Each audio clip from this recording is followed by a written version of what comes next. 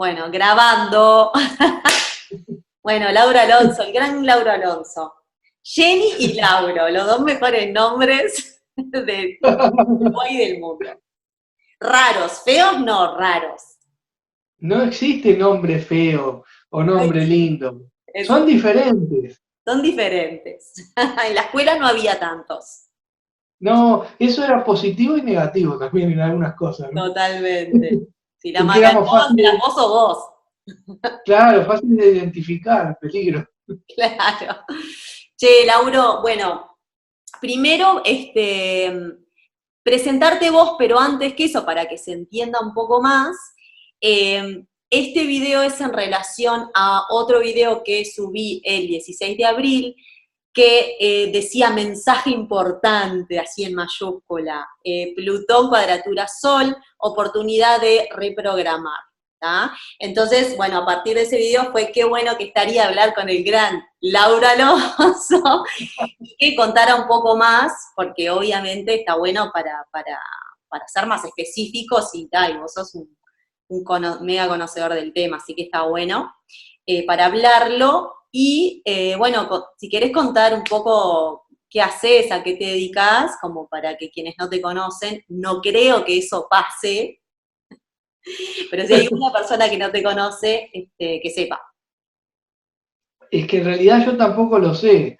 Así que lo voy a verbalizar a ver si en una de esas tengo la buena Después ya lo guardás para el fortuna. currículum. Claro, después lo aprovecho para mí mismo, me autoinformo de qué es lo que soy y qué es lo que hago. Buenas. Bueno, a mí no me gusta mucho definirme, porque creo que las definiciones son peligrosas, sobre todo son peligrosas si uno se las cree y las amarra o las abulona a la conciencia y entonces se pierde la libertad de ser lo que uno quiere ser a cada momento y toda la amplitud de lo que es ser humano. Pero bueno, digamos que podríamos empezar por ahí, sí. Yo nací en el año 77 y nací en un mundo que estaba transformándose, nací en una familia que estaba transformándose, fui a una escuela que estaba transformándose, viví situaciones sociales de transformación y entonces me di cuenta que el único camino era imitar la naturaleza y transformarse y me dediqué a eso. Me dedico a transformarme y a compartir esos hallazgos de transformación, esas curiosidades con los que quieran y tengan ganas también de acercarse. O sea que me dedico a la docencia. Perfecto.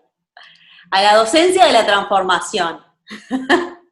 Y a mí me gusta decir que el trabajo de los docentes, yo vengo de una familia de docentes, si bien mi formación inicial fue más bien técnicas como electrónica e informática, me fui dedicando inevitablemente a la parte docente, primero en esas áreas, después en otras más humanísticas de autoconocimiento, desarrollo personal y demás, que es el foco de mi interés. Pero creo que de cualquier manera las personas, los docentes tenemos una palabra clave, o al menos a mí me gusta verlo de esa manera, que es inspirar. Porque creo que uno no enseña nada, salvo en el significado específico de la palabra enseñar, que es mostrar. Uno no puede transmitir más nada, no se puede transmitir la experiencia personal, no es buena idea a veces transmitir creencias o conceptos que uno fue construyendo. Está bueno que cada uno construya su propia percepción de la vida y de la realidad. Y entonces me parece que la buena función de un docente es más inspirar, o sea, generar un poco de curiosidad, interés, despertar dudas, a veces no tanto dar respuestas, sino generar más preguntas, Sí, y sí. eso también activa un poquito la libertad. Buenísimo.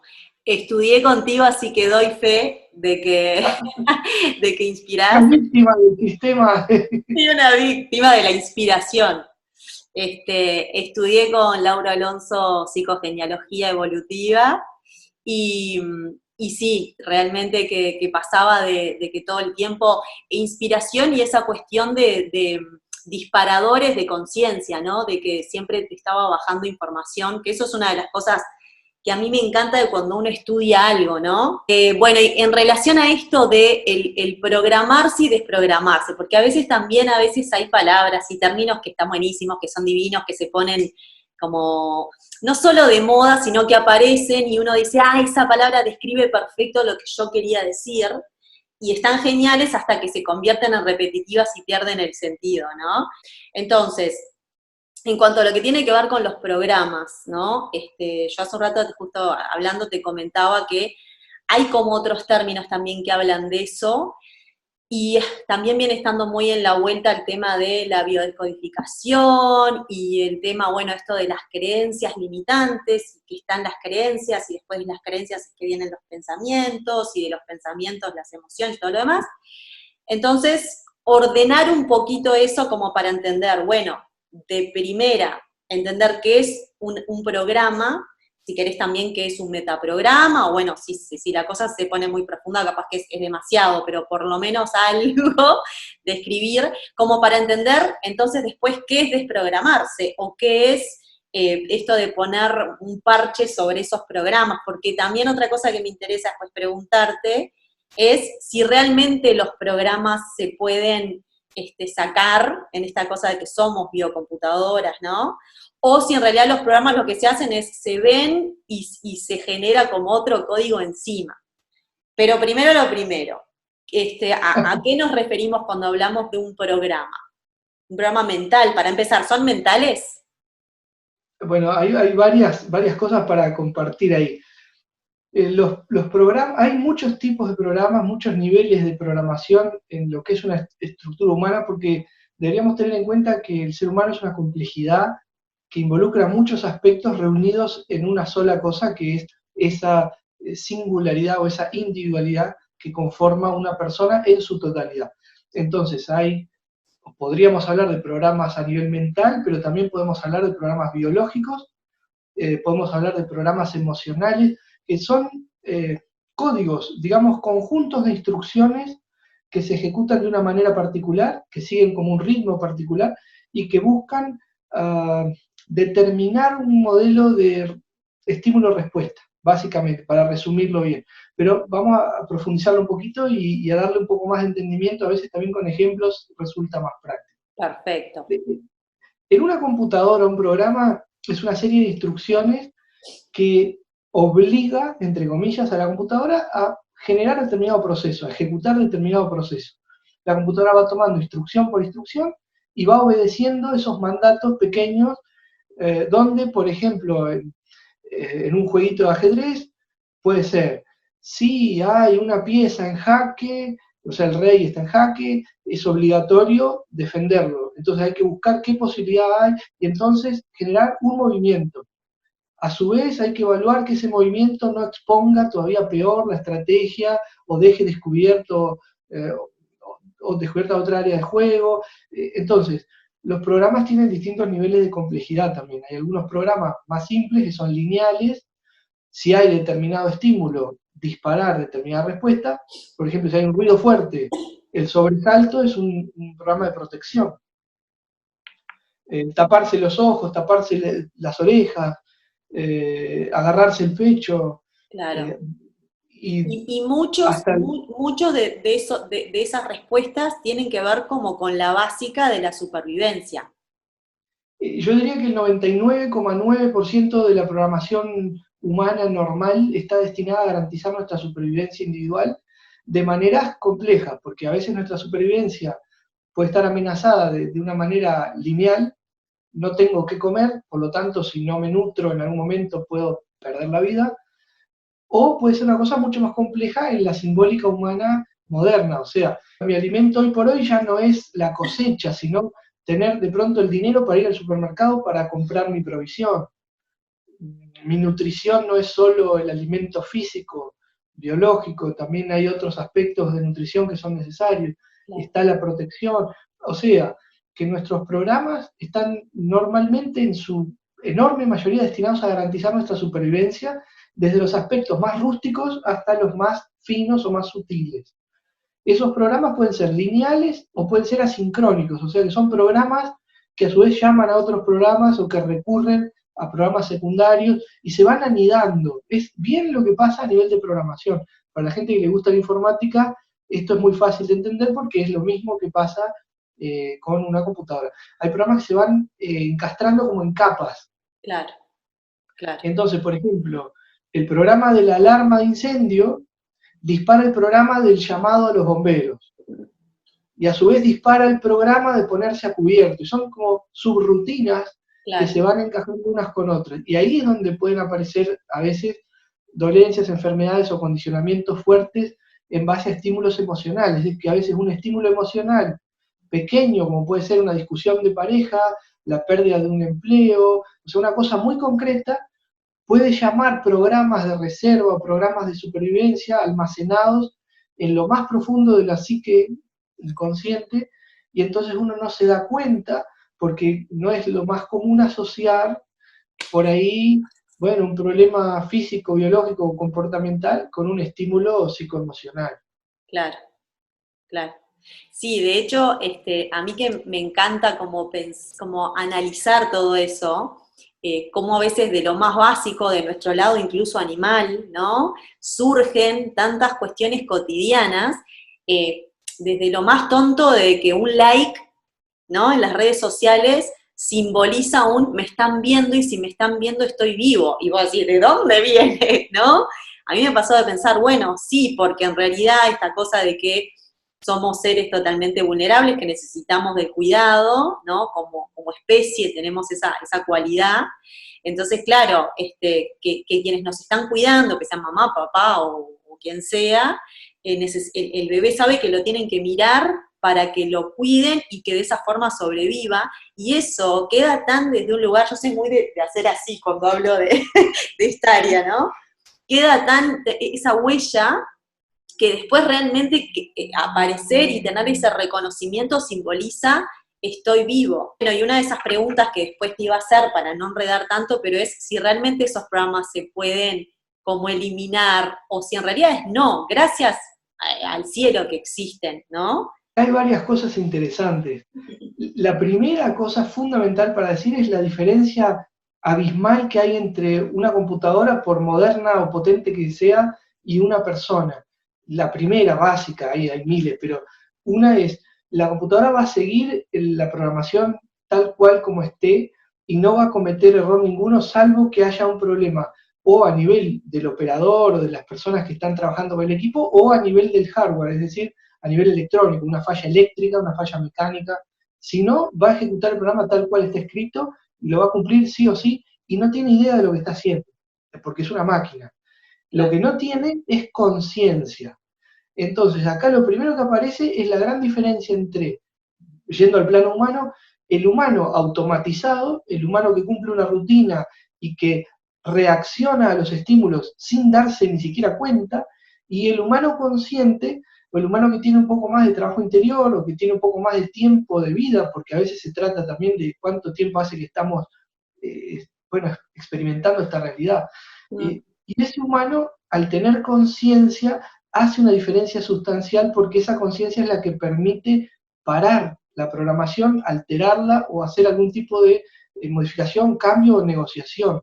Pero el humano autómata se levanta a la mañana, desayuna, va a trabajar o va a estudiar, va a hacer gimnasia, sí o no, mira televisión o lee un libro o no hace nada o juega con la computadora, se acuesta a dormir, ve a un amigo, toca música o se toma un mate o escribe una cosa y se acuesta, y no hay un cuestionamiento en la reactividad. En la línea de estímulo-respuesta no hay un cuestionamiento individual elaborado. Es, tengo frío, me abrigo, tengo hambre, como, tengo sueño, duermo. Pero en ningún momento interviene una fuerza de voluntad superior. Ahora, el otro humano, que a veces llamamos despierto, igual si ya saltamos de la cama estamos despiertos todos, ¿no? Pero es un grado mayor de ancho de banda de la conciencia. Claro. Ese humano despierto sí puede parar el tren reactivo estímulo-respuesta y en lugar de reaccionar, acciona. En lugar de ser víctima de un estímulo que lo obliga a responder con una especie de programa, si querés decirlo así, automático, para la pelota, piensa, pone el espíritu, pone las emociones, pone la intuición y cambia. Ahora, el cambio de programas o la desactivación es posible, pero hay limitaciones. ¿Por qué? Porque algunos de los metaprogramas, o sea, de los programas más profundos que tenemos, son programas que garantizan nuestra supervivencia. Por ejemplo, ¿qué pasaría si alguien, por error, parara los latidos del corazón, que es un movimiento automático sobre el cual normalmente no tenemos demasiado control? ¿O qué pasaría si alguien parara su proceso digestivo, no por un susto, no por un momento de ejercicio intenso, sino parara porque dejara de darle las órdenes al sistema digestivo de preparar el alimento para absorber los nutrientes, separar los desechos, bueno, todo lo que hace el sistema digestivo. O el respiratorio. Imagínate si nosotros tuviéramos que volver todo eso consciente, saliera del campo de metaprograma y se volviera algo voluntario y uno tuviese que estar diciéndole de alguna manera interna, tomar aire, tomar el oxígeno, devolver dióxido de carbono, exhalar, retener, inhalar de nuevo, no podríamos vivir. O sea, digamos que hay partes que tienen que ver con la inteligencia con la que estamos hechos, ¿no? El tema es cuando algo se convirtió en un patrón tan grande y también tan fácil de alguna manera de que no, como decís vos, no ponemos esa voluntad de transformarla. Y uno se puede preguntar, y bueno, ¿y todo esto para qué, no? O sea, todo bien con autómata, no autómata, pero ¿para qué voy a hacer ese esfuerzo? ¿No? O sea, ¿en qué afectan? Un montón de cosas, en definitiva. Nos hacen menos libres, perdemos un montón de libertad. Hay algunas escuelas que hablan de que en nuestra vida tenemos la posibilidad de nacer de nuevo a la verdadera vida, y cuando hablan de eso, que a veces se simboliza de muchas maneras, incluso muy dramáticas, con muertes simbólicas o cosas así, están hablando de que en algunos sistemas filosóficos de pensamiento solo se considera una persona viva a la persona consciente. Claro. A la persona que vive en forma automatizada se la considera muerto en vida, en esos sistemas de creencias. Pero es una linda alegoría para entender el valor de ese esfuerzo. Es un esfuerzo grande, pero tiene una recompensa muchísimo más grande. Porque Claro. la vida consciente es una vida con un nivel mucho más bajo de sufrimiento, porque en lugar de incomprensión, que es la base del sufrimiento, hay entendimiento. Entonces hay bienestar aún en la situación adversa, porque hay una apreciación diferente de lo que la vida es. Claro, hay un cambio absoluto en la percepción, ¿no? En la percepción de eso, de la vida misma y de todos los acontecimientos. Que es un poco, capaz que no es para ahora porque es un poco largo, pero a mí me viene interesando mucho explicar, por ejemplo, eso de qué es la conciencia, ¿no? Y de qué hablamos cuando hablamos de expansión de conciencia, un poco también por esto a veces de la repetición, y bueno, y toda la movida, no sé, o New Age, o como se le quiera llamar, de que, bueno, voy a expandir mi conciencia. Y en realidad a veces es algo que si uno lo explica, es bastante simple, ¿no? Que la mayor parte de lo que somos es inconsciente, ese inconsciente está unido a todo lo que existe, y que la conciencia es esa luz y ese discernimiento que nosotros tenemos para ir simplemente viendo, ¿no? Y dándonos cuenta, por ejemplo, de todas estas limitantes, de todos estos programas que traemos, y de amarnos como humanos en el sentido de que no es algo que esté malo per se, todo lo contrario, que es una inteligencia con la que estamos hechos, pero que estamos acá también para poner conciencia y darnos cuenta de que, bueno, esto me pertenece, esto no, porque bueno, volviendo a los programas, también está el tema de que está el programa más básico de miedo, ansiedad, es para defenderme, ¿no? De ser atacado o para huir, y todo esto de que a veces cuando sentimos tanta ansiedad o una crisis de ansiedad, nos pasa todo esto en el cuerpo básicamente para defendernos o para salir corriendo. O sea, en realidad, a mí a veces me pasa de decir, bueno, como a veces nos enojamos con la ansiedad o con una crisis de ansiedad o con un ataque de pánico, cuando en algún punto es una inteligencia tan grande lo que está pasando y todo el esfuerzo que está haciendo nuestro cuerpo para defenderse y demás. Pero bueno. Pero nos enojamos porque ahí se nos separan algunos aspectos, me parece. Justamente al no tener conciencia de para qué sentimos eso, nos enojamos con la sensación que es displacentera, porque no entendemos su función. Es lo mismo que el sentido de una alarma. La alarma es estridente, molesto, es un sonido que interviene en el ambiente y nos quita de un estado de placidez, de relajación o de bienestar, porque es un sonido fuerte, generalmente agudo, pero la alarma tiene un sentido, la alarma es un aviso de emergencia, algo está pasando.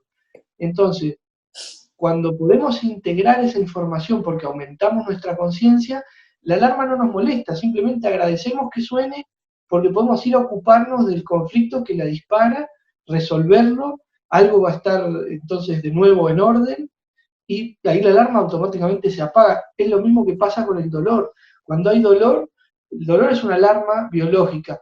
Si yo tomo analgésico, tomo algo para suprimir el dolor, no estoy resolviendo el origen del conflicto que genera el dolor. Entonces, una vez que el efecto de la analgesia se va, el dolor vuelve y a veces vuelve peor. Pues me duele el pie, tomo un analgésico, en lugar de ver qué le pasa al pie, sigo caminando y el pie se daña cada vez más. Y bueno, para mí la conciencia en ese sentido, y como ejemplo sirve, yo digo que es el ancho de banda que captamos de la realidad. Supongamos que todas las personas, todos los seres humanos, todos los humanos de nacimiento, todos absolutamente, fuéramos ciegos. No tuviéramos el sentido de la vista. Ningún humano nunca. Sí, una buena audición, tacto, gusto, olfato y tal vez la parte intuitiva, los sentidos superiores del ser humano sí, pero no la vista. Entonces no podríamos jamás entender, supongamos que viene un ser de otro lugar que sí tiene vista, tiene ojos o algún otro aparato sensorial que le permite ver y nos habla de los colores. Sería absurdo para nosotros, casi imposible de entender, y todo ese ancho de banda de realidad que tiene que ver con el espectro cromático, con la forma, figura, todo eso lo perderíamos, no tendríamos manera de entenderlo por no tener activado el aparato sensorial que se dedica a interpretar esa parte de la realidad. Ahora yo me pregunto con curiosidad, además de los 5 sentidos que tenemos, ¿cuántos otros sentidos o qué otras partes de la realidad, de ese ancho de banda de la realidad, perdemos? O bien por no tener los aparatos, o no tenerlos activados, o no tenerlos desarrollados para captar esos segmentos de realidad, o bien por no creer o por no tener la información para poderlos entender y analizar. Claro. De hecho, a veces somos bastante esclavos de los 5 sentidos, ¿no? Que dicho sea de paso, los 5 sentidos son taurinos. Acá una taurina, volviendo a esto de que a veces somos esclavos de eso, de bueno, lo primero lo que sentí, lo primero que me vino, y no tanto todo eso que pasa, ¿no? Alrededor. Que a nivel astrológico, por ejemplo, en la luna, nos pasa de que incluso desde que nacemos, hay un montón de huellas que nos fueron quedando de todo eso que en realidad estaba pasando en nuestro entorno, que van mucho más allá de si mamá o papá o cosas fueron mimosos, o si nos dieron alimento, abrigo, pasaron otro montón de cosas, que es esa huella lunar con la que después actuamos siempre a partir de ahí, ¿no? O sea, la luna tiene mucho de programación, porque tiene mucho de esto de los programas que después se repiten en la adultez, que muchos de ellos ya no tienen sentido. Ese es el punto, ¿no? No es ni bueno ni malo, es ya no cumplen su función en la actualidad. Es que está muy bueno esto que acabas de comentar, porque la mayoría de los programas que nosotros vamos a percibir como creencias limitantes o como bloqueos o disfunciones, ya sea biológicas, emocionales, psíquicas o lo que fuere, son justamente programas residuales o programas obsoletos. Lo que pasa es que en algún momento, o incluso biológicamente histórico, fueron útiles para protegernos de algún tipo de factor o de amenaza que en la mayoría de los casos ya es irreal o absurdo para nosotros como seres pensantes de 2020. Pero para la biología, con miles y miles y miles de años de evolución, el peligro de no tener alimento, de no tener acceso al agua, de no tener abrigo, es real y es mortal. Para un humano normal, promedio, hoy por hoy, sobre todo los que tenemos la suerte de comer todos los días, abrir una canilla y tener agua, y tener un lugar para vivir más o menos cómodo, morir de frío es prácticamente imposible. Claro. Morir de hambre es prácticamente imposible. Creo que ninguno de nosotros, si realmente ve a una persona que está pasando una situación tan grave, es inhumano no colaborar. Claro. No, de alguna manera, el sistema social lo tiene previsto también, pero nuestro cerebro primario todavía sigue atento al hambre, al frío, a la intemperie. Claro. Sí, sí, sí. Si uno pudiera explicarle con facilidad, ¿no? Che, mirá que las cosas cambiaron. Vos tranqui que yo tengo frazadita, tengo... Pero claro, están operando sistemáticamente, ¿no? Esos programas que justamente nos limitan de lugares insólitos. Y bueno, la respuesta es que la conciencia es todo. Che, Lauro, después otra cosa que te iba a comentar, un poco ya lo hablaste, pero esto de que están los programas muy, muy, muy elementales y después están los que se van complejizando. Y después está el tema de que está lo que es puramente como instintivo, biológico, y después también está lo conceptual, los que son como un poco mandatos, y ahí ya empieza a aparecer el tema de lo social, de la familia, ¿no? De aquellos mandatos que no es simplemente, bueno, hay un programa ahí que viene de aquel cavernícola que dijo, no sé, viste, o esto que decís del frío, esto que decís del alimento. Pero después hay otros que tienen que ver con el estatus social. En algún punto calculo que si vas bien para atrás, en definitiva todos tienen que ver con lo mismo, porque el estatus también debe tener que ver con supervivencia, porque todo debe tener que ver con eso. Pero bueno, igual cómo afecta también eso que aprendimos, por ejemplo, a nivel de la familia más cercana, del clan, y de lo social y de las reglas del juego del momento, ¿no? Por eso también a veces uno tampoco puede jugarse mirá la que te tiro, al loco del tarot, ¿no? En esa parte que tiene de, bueno, voy a ir en contra de todo y yo voy a transformar todos mis programas y en definitiva, como esto que decías de, bueno, hay un límite también, ¿no? De esa posibilidad. Lo que pasa es que hay una cuestión interesante. Mucha gente, sobre todo en psicogenealogía, cuestiona por qué a veces obedecemos creencias o heredamos creencias de mamá o de papá o de los abuelos o asuntos pendientes. ¿Por qué se trasladan hasta nosotros? Bueno, la respuesta tú la diste recién de una manera sutil. La obediencia a los padres en el humano biológico forma parte del programa original de supervivencia. No es, el programa no es la obediencia al padre o a la madre, el programa es esa obediencia garantiza mi permanencia en el clan y por lo tanto que me vean, que me nutran, que me cuiden, que me tengan en cuenta, que si se trasladan no se olviden de mí. Claro. Entonces, ahí es donde aparece bastante claro el anidamiento de los programas. Y hay dos opciones. Una es trabajar de adelante hacia atrás y la otra es trabajar de atrás hacia adelante. De adelante hacia atrás sería ir resolviendo como se hace más bien en psicoanálisis, bueno, nuestra relación con papá, nuestra relación con mamá, nuestra relación con los hermanos, lo que pasó con los abuelos, bueno, como desde nuestras experiencias humanas inmediatas hacia el pasado. En psicogenealogía a veces hacemos eso también. Vamos a entender que hubo unos bisabuelos que pasaron hambre en la guerra para comprender la euforia de nuestra abuela porque comiéramos toda la comida y el enojo de mamá si dejábamos algo en el plato, por decir algo, ¿no? Y nuestro conflicto que puede haberse transformado en bulimia o anorexia, por ejemplo. Claro. Entonces vamos a entender toda esa línea y está muy bien.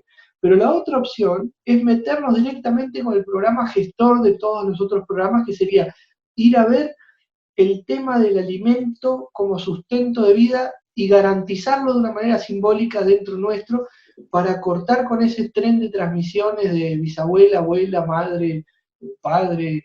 Eso también se puede hacer. Es mucho más difícil, es un trabajo más alquímico, si se quiere. Claro. Porque hay que meterse como muy para adentro para descubrir ese temor ancestral y darle una garantía, que eso se hace con trabajos estilo meditaciones y demás, es como irle compensando todos los puntos de error o de quiebre, irselos compensando con garantías.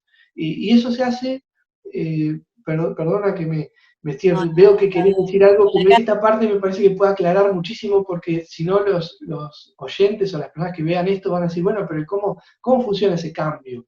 Claro. Bueno, ese cambio funciona porque cuando yo genero una emoción adentro de mí, esa emoción se siente y es respaldada por procesos químicos acá adentro.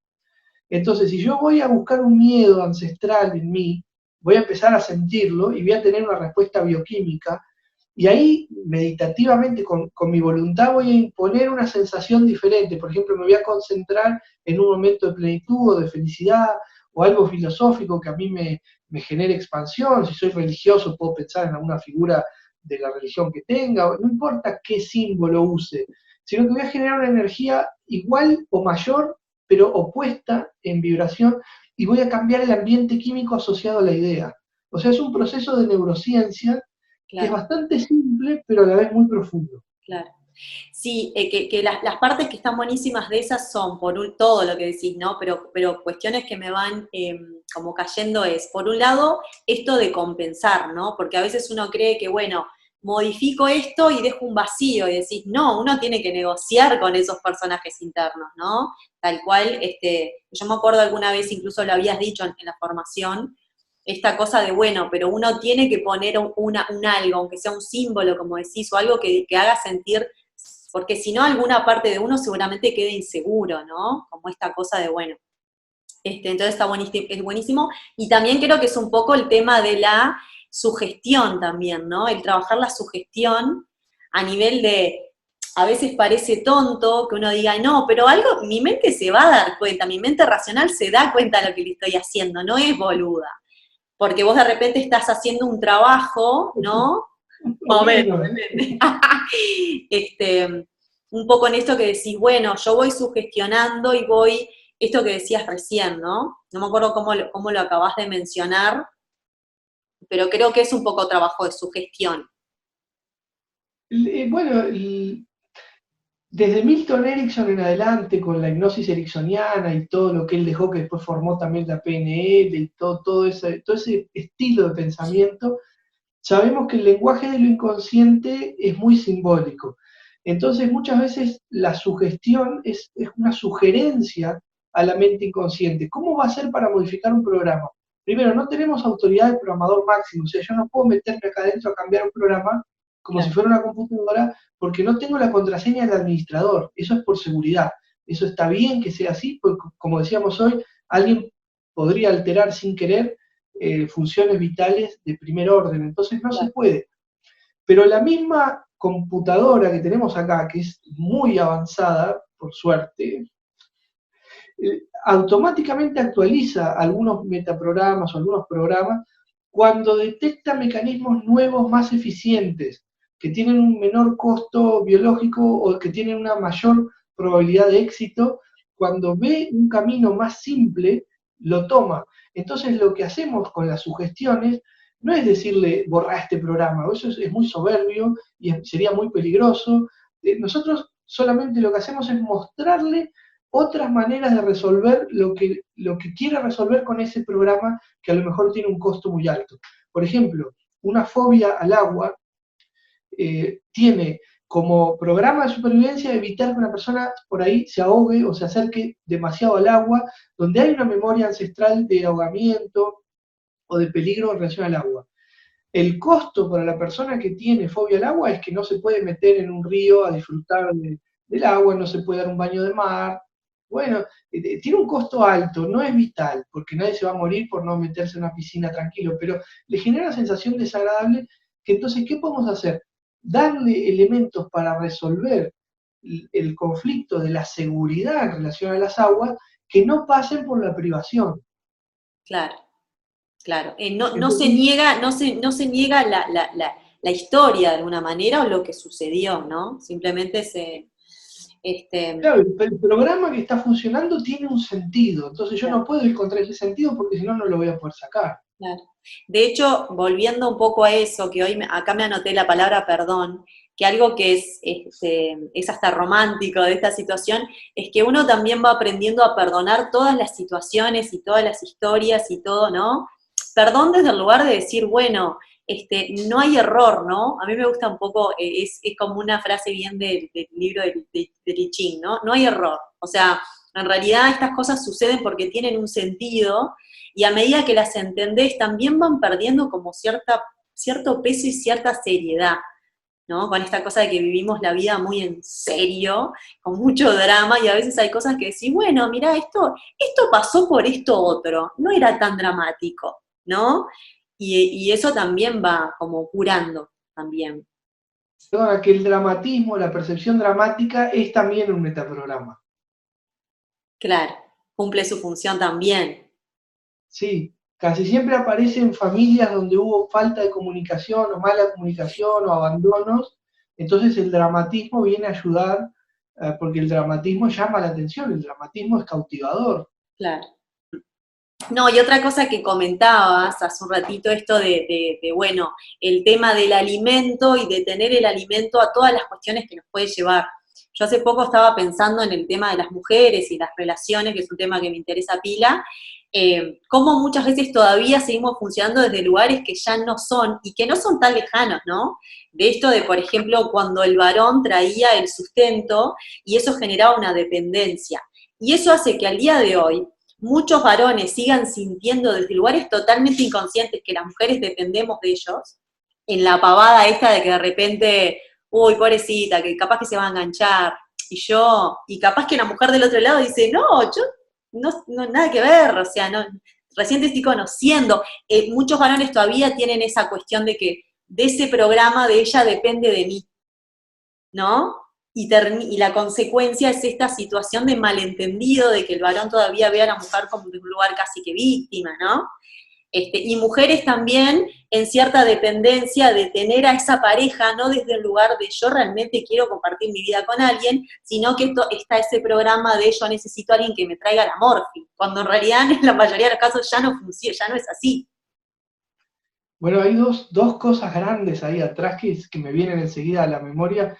Por un lado es lo casi inevitable de proyectar siempre en las parejas asuntos no perfectamente resueltos o encajados de la estructura parental. O sea, sobre todo, por ejemplo, en las relaciones heterosexuales, que es más fácil de poner el ejemplo, el hombre normalmente va a poner en la mujer expectativas y asuntos en relación a su madre, y la mujer va a poner en el hombre aspectos y cosas por ahí no del todo resueltas y demás en relación a la figura del padre. Pero además de eso, después están los roles psicobiológicos del hombre en la naturaleza, o sea, el macho biológico que es proveedor y protector en el ámbito biológico natural, lo digo, y la mujer que es nutridora y cuidadora en ese mismo ámbito biológico. Y nosotros, mal o bien, tenemos un cerebro reptiliano que es bastante antiguo, tenemos una capa intermedia que es el complejo límbico del cerebro llamado mamífero, y después recién la capa humana o la capa del cerebro moderno avanzado, que es la que puede hacer estos razonamientos. Pero Claro. las capas profundas todavía en algún punto siguen reaccionando con esa intencionalidad. Entonces, un hombre o cualquier persona que se identifica con el rol masculino va a tener una tendencia natural a querer proteger y a querer proveer. Y se va a sentir bien por cuanto lo pueda hacer. Y se puede llegar a frustrar y a sentir muy mal si ve que no lo puede cumplir. Y la persona femenina o que se identifique con el proceso femenino va a tener una tendencia natural a querer nutrir y cuidar y se va a sentir bien por cuanto eso se le permita y se le dé bien, y se puede frustrar e inhibir por cuanto sienta que no lo está pudiendo hacer, o que su contraparte no se deja cuidar, o no se deja nutrir, o que no lo puede cumplir, o que no, cualquier problema ahí va a disparar los metaprogramas de compensación, y uno de esos programas va a ser el alejamiento, el distanciamiento, es un programa de protección. Claro. Si algo me Que de viene, me hecho viene. a mí me ha pasado de pensar en ese sentido de que desde el momento en que uno lo hace consciente, ya no es tan grave jugarlo, el rol, Claro. ¿no? Es decir, bueno, hay una parte que desea, ¿no? Si es la parte esa macho que quiere conquistar y la hembra que quiere ser la que seduce, que es un poco esta cosa de lo femenino y lo masculino en esencia, ¿no? Como vibración.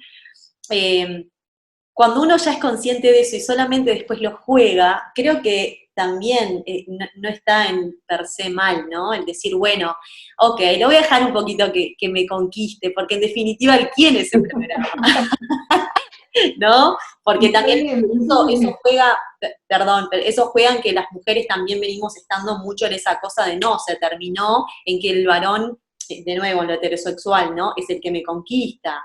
Eso ya es como negativo.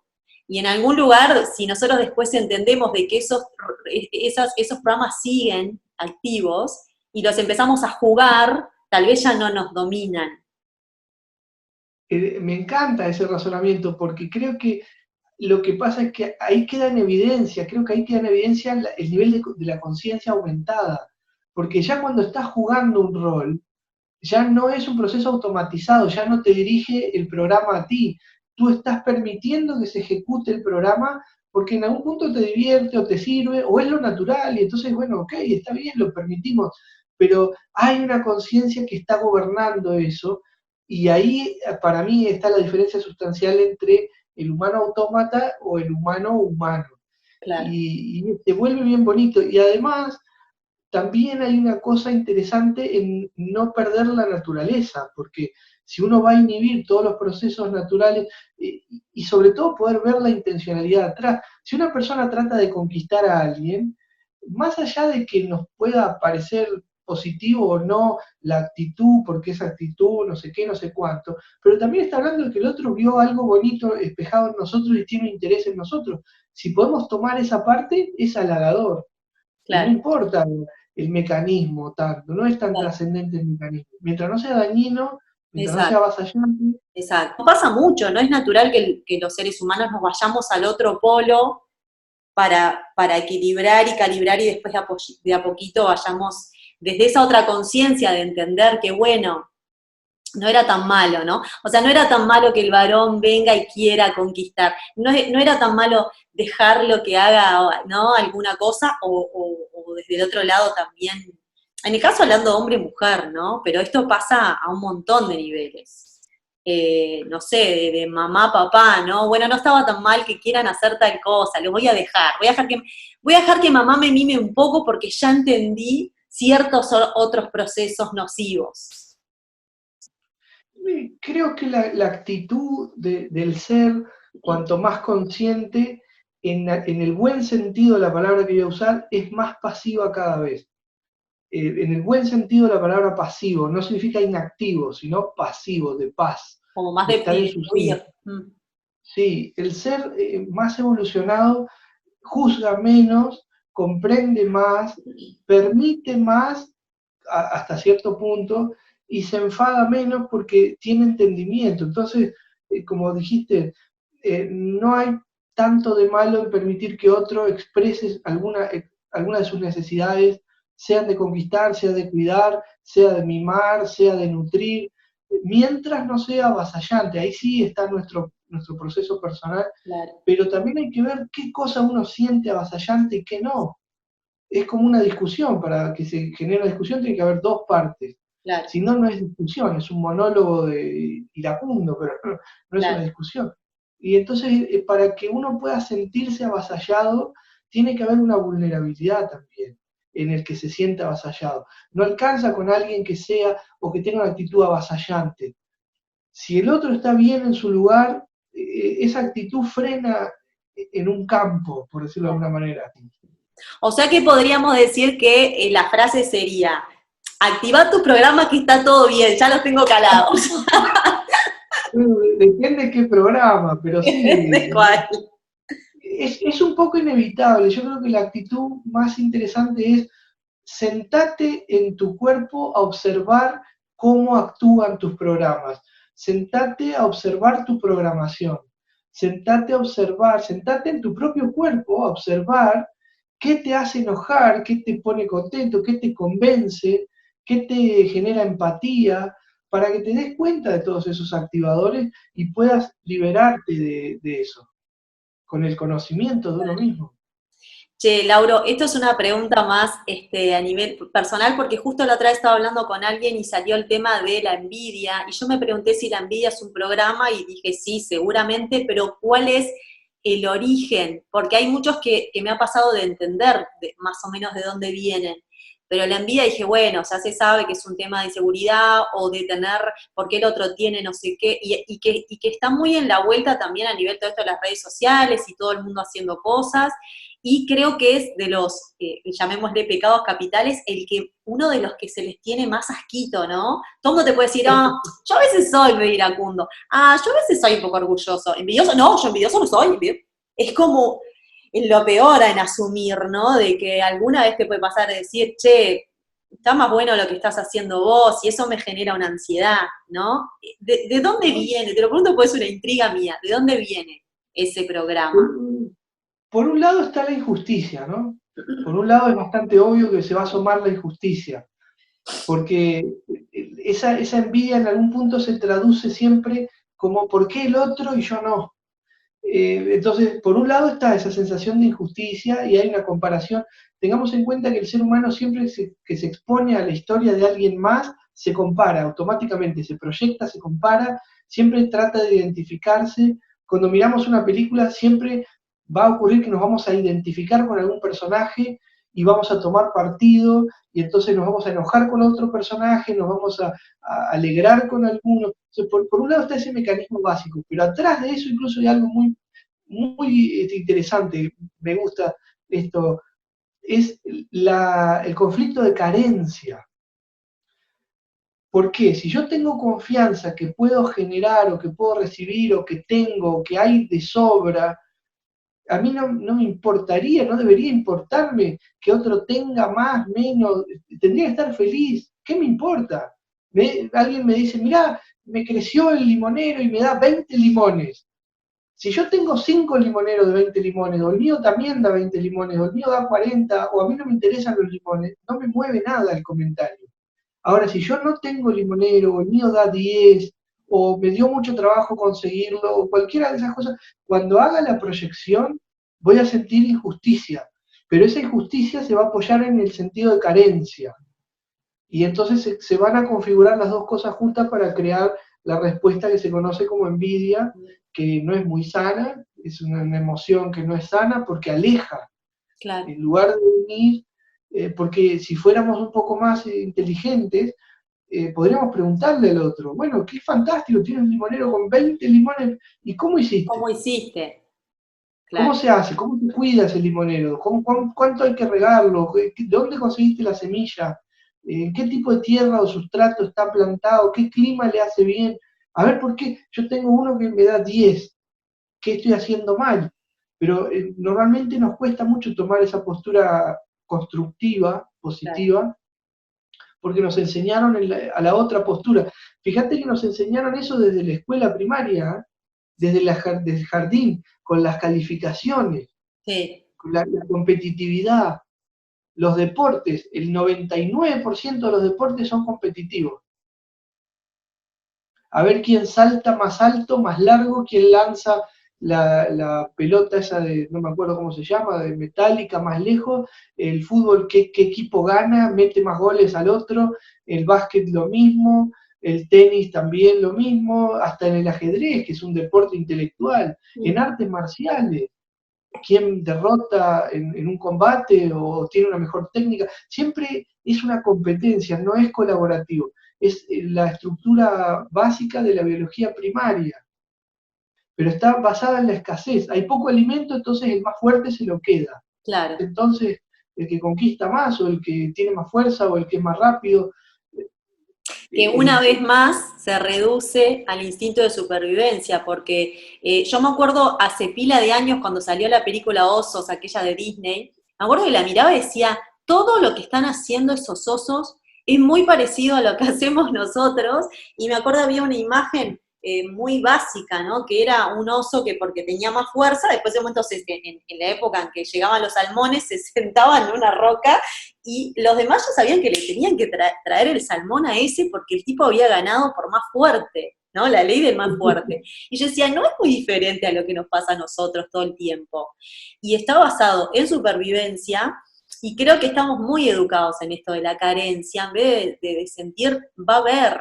Y si no está viendo, le puedo pedir a esa persona que está, ¿no? O sea, sería bastante más simple, porque bueno, claramente va desde ahí.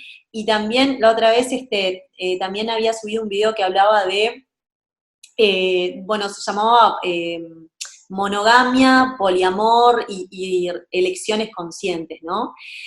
Y hacía poco el historial de venir de aquel humano más de manada, no, no, es manada, pero es más de tribu, en donde criaban a los hijos entre todos, no había tanta identificación con mamá, papá y demás, por un tema también de decir, bueno, lo estamos cuidando todos a ese botija, ¿no? Había más margen de supervivencia. Y después pasó esta cosa del ser humano con ganadería, agricultura, que se empezó a quedar en los lugares y armó y ahí surge también la propiedad privada. Y la propiedad privada, en realidad, potencia mucho esto de la envidia y de la carencia y de todo lo demás, ¿no?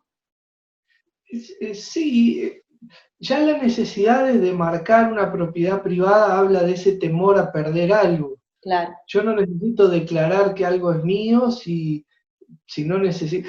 Sería, por ejemplo, si pudiéramos tomar agua de mar, que es muy salada, pero eh, nadie estaría preocupado por embotellarse un poquito, y si vivimos todos en la playa y tenemos todo el océano para tomar, a nadie se le ocurriría, pero como eso no es así, el agua es un recurso más limitado, conseguirla no sé qué, no sé cuánto, bueno, entonces sí, a alguien se le ocurrió embotellarla, a alguien se le ocurrió comprarse un pedazo de tierra, y entonces el agua que puede extraer de ahí le pertenece, y el acuífero le pertenece a tal o cual país, y esto y lo otro. O sea, la propiedad intelectual está basada de nuevo en el conflicto de carencia, y como bien dijiste tú, de nuevo en el miedo a morir. Sí. O sea que en definitiva es, si nosotros trabajáramos mucho sobre esa base, sobre no sé, yo a veces le llamo como el chip básico, se resolverían tantas cuestiones, tantas guerras, las peores miserias que han pasado en la humanidad, porque básicamente vienen de ahí, ¿no? De ese miedo, eh, que también está un poco vinculado al desamor también, qué sé yo. Y en algún momento las batallas de la humanidad, las guerras grandes o las batallas más o menos grandes, siempre han sido o por recursos o por tierra. Y la tierra es igual a recursos, porque la tierra justamente es lo que, la parcela de tierra es lo que permite sembrar o construir una vivienda. O sea que seguimos arrastrando, aunque tenemos miles de años de evolución, seguimos arrastrando los miedos básicos de cualquier mamífero. Sí. Y yo diría ni siquiera de todos, de algunos mamíferos, los miedos básicos de los mamíferos menos desarrollados. Sí. Y después quería comentarte dos cositas más y después hacemos más como un cierrecito porque si no, o no nos ve nadie o lo que nos ven. No, se van a colgar en todo el video. No, comentarte primero que cuando estábamos hablando de esto de la carencia y de la envidia, ya que esto es astrología viviente, comentar un poco que Saturno tiene mucho que ver con el tema de la envidia, está bueno para ver en dónde uno tiene a Saturno. Y después también la no expresión del Sol genera bastante, porque genera mucha frustración y pérdida de sentido y propósito, y eso lo suele uno ver mucho después en el afuera, entonces obviamente que genera, uno proyecta eso fuera, ¿no? Y eso genera obviamente envidia. O sea que es muy importante la expresión del sol, de nuestro sol, que es nuestro propósito, que es la conciencia en relación a la luna, que es más entre subconsciente e inconsciente. Y bueno, y Saturno, que es donde sentimos bloqueo, entonces también sentimos carencia, y donde hay dificultad, entonces obviamente que siempre el pasto al lado va a ser más verde, ¿no? Ahí apareció la... Tenés buena compañía.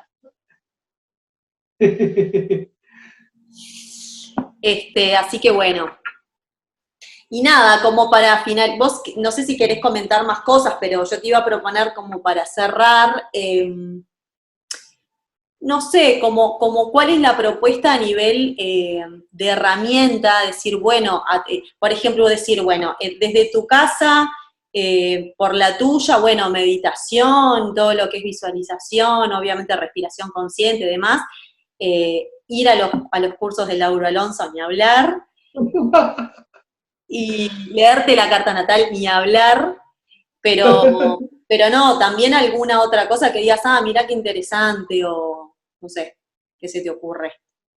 Y a mí la técnica que me parece más oportuna, ahora que también con todo este tema actual estamos en casa, aunque este video puede quedar después, cuando todo vuelva a la normalidad, también seguir con vigencia, pero una de las técnicas que me parece mejor es jugar a que somos una especie de gerente o programador, si querés, o arcángel o ángel o lo que sea, que estamos dentro de este cuerpo, y jugar a observar cómo está creado esto, cómo reacciona, cómo funciona, qué alcance tiene, qué poder de movimiento tiene, qué lo estimula, qué lo perjudica, qué le agrada, qué le desagrada, y jugar a ver cómo quiere reaccionar, cuál es la tendencia natural que tiene este envase que cada uno de nosotros tiene prestado por un tiempo, además, tener en cuenta eso, a ver qué es lo que normalmente quiere hacer. Yo podría decir, bueno, a mí me gusta pensarlo de una manera un poquito más caprichosa. Yo pienso que todo este envase que están viendo acá es mi nave. Mi nave no es una nave espacial, es una nave terrestre. Bien acuariano. Sí, sí. Este es mi nave, me gusta. Y yo estoy acá adentro en algún lugar, puedo desplazarme por todo, me pertenece, y me gusta ver cómo mi nave, Lauro, lo que todos conocen como Lauro, tiende a reaccionar frente a cada situación. Y yo observo y trato de mirar como si fuera un poquito más consciente, un poquito más inteligente que esa respuesta natural. Y observar, mientras no se oponga a mi ética o a mis preceptos de evolución o a donde quiero llegar, lo dejo que haga lo que iba a hacer. Pero si veo que quiere hacer algo que no está tan bueno, que a lo mejor no me conduce a un muy buen lugar, por ejemplo, va a emitir un juicio sobre alguien que capaz que no debería, o va a sentir culpa por algo que en realidad no corresponde, o quiere, no sé, cualquier cosa, de comer de más algo porque por gula o lo que sea, o está ocioso. Si veo que corresponde intervenir, trato de hacer pequeñas intervenciones. Es un ejercicio cotidiano, si les gusta es muy divertido y es muy, muy fuerte la expansión de conciencia que genera. Pero incluso cuando alguien te dice algo y te ofende, o te enojas, o pasa algo, si puedes entrar en ese estado, a veces se logra y a veces no podemos, porque uno también está viviendo normal, hay que vivir también la vida en Claro. primera persona normal. Pero si uno puede hacer ese desacople, o esa desidentificación, o ese desdoblamiento, hay un porcentaje de discusiones en las que no va a entrar, hay un porcentaje de enojos que no van a enojar, hay un porcentaje de malestares que ya no van a ser malestares, y hay un porcentaje grande de aciertos que van a empezar a suceder, y eso va a ser muy estimulante para seguir caminando. Y observar, bueno, el famoso concepto como del observador, ¿no? De que hay un observador más allá de la mente racional que, eh, ¿cómo, ¿cómo puede ser que yo pueda observar mis pensamientos? Claramente hay algo más, ¿no? Hay un alguien más ahí. El ego humano nos hace identificar con los pensamientos. El ego es el que tiene esos pensamientos y es el que nos quiere hacer creer que yo soy eso que pienso, pero no es cierto. Y cuando logramos esa disociación, queda al descubierto, no le gusta mucho, entonces va a hacer lo posible para distraernos. Nos va a Claro. hacer acordar que tenemos que separar la ropa blanca de la de color, que hay que sacar a pasear al Toby, que tenemos un poco de hambre y podríamos irnos a preparar un sándwich, pero es un poquito el juego de negociación. Al ego no se lo puede matar, no se lo puede sacar, no se debe intentar hacer eso tampoco. Es una negociación. Es decirle, mirá, vos intervení cuando son cosas que te ocupan a ti. Cuando no son cosas que te ocupan a ti, no vas a intervenir. Y ese juego se puede hacer con este ejercicio de la nave. Está buenísimo. Y está bueno verlo como un juego, ¿no? Porque a todos nos gusta jugar, todos conservamos esa parte lúdica y niña que nos gusta cuando las cosas son juego. Y realmente vivirlo desde ese lugar, ¿no? Bajar un poco esta historia de, bueno, yo meditando ahí en el Himalaya y decir, bueno, hay cosas que son acá mucho más concretas, que también pueden ser parte como un juego, y está acá disponible para cuando Sí, uno es más quiera. simple. No hay que ir tan lejos. No hay que ir tan lejos. Como esta gata que viene de Himalaya, está muy, muy regia. Ella sí que estuvo meditando ya, se moló y se vino para acá. Dijo, acá en Uruguay está la posta. Che, Lauro, bueno, millonísimas de gracias. Estuvo buenísimo. Y hasta la próxima. Bueno, sí, hasta pronto, hasta la próxima. Dale. Y tenemos que cerrar porque yo ya no tengo luz acá y en cualquier momento hay una imagen. Así que, bueno, Está oscureciendo acá también, sí, se te está estamos haciendo mal. viendo. Pero vos estás más pro ahí con tu luz. Es mi parte acuariana, como bien dijiste, con los artilugios y artefactos. Total, total. Yo ahí tengo que sacar de mi nodo sur en Acuario, que traigo esa información. Che, bueno, besote, después yo ahí pongo los mailcitos y la información para, obviamente, si quieren comunicar con vos y demás, porque realmente están buenísimas las la formación de Laura está genial. Bueno, gracias, gracias. Está bien, no hay problema. No, aparte si a alguien le gusta y quiere ver algo más de información, también en la página hay más cosas, vídeos, cosas para leer, de todo. O sea que a veces, bueno, si pica la curiosidad, hay para seguir caminando. Dale, buenas. Bueno, abrazote.